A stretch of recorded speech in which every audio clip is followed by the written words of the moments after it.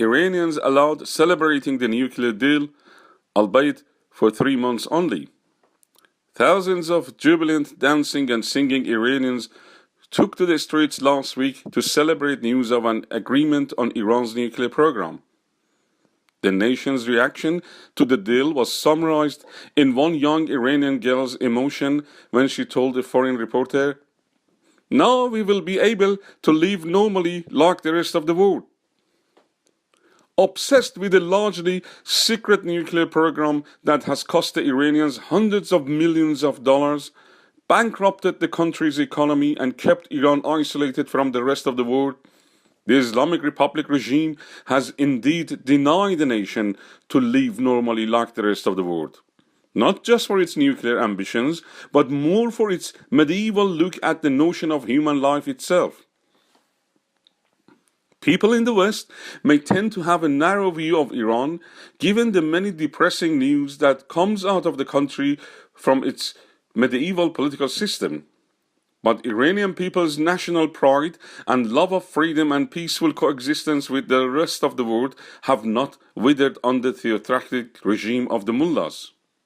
However, denying the Iranian people the right to happiness and banning them from many basic civil and human rights that are taken for granted in the West is an inseparable nature of the Islamic Republic regime.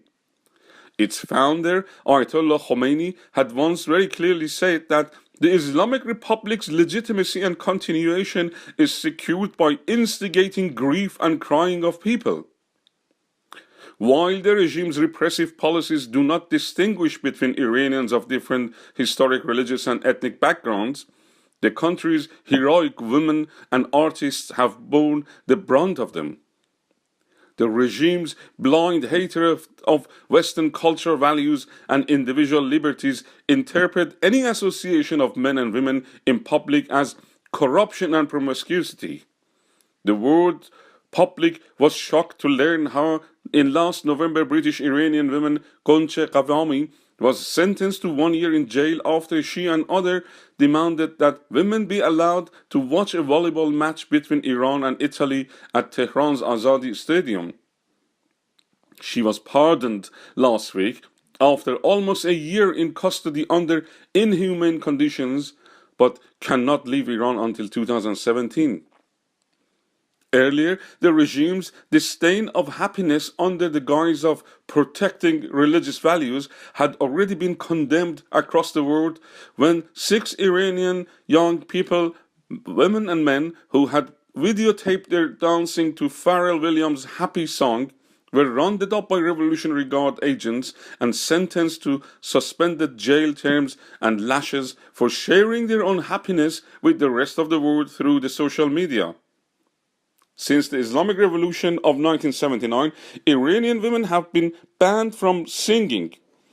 The restriction first prohibited all singing, but faced with the growth of underground bands and public demands, it has now changed into a ban on women singing solo in front of men who are unrelated to them. Conservative clerics say women's voices can trigger immoral sensual in men. Club-building vigilantes and thugs organized by the religious groups continue to attack music concerts and festivals deemed as un-Islamic to them. Iranians are astonished when they hear that their film directors banned from making films at home receive admiration and prestigious awards in international festivals as the regime attempts to stifle artistic freedoms that run contrary to its ideological dogmas. By banning happiness and optimism among the Iranian people, the Islamic Republic regime intends to stop them from coming together for a common purpose and shared hopes, powerful social elements that can easily be used to organize a united opposition to its rule. The Iranian regime may have inadvertently allowed the Iranians to dance and sing on the streets now to portray their support for its policies.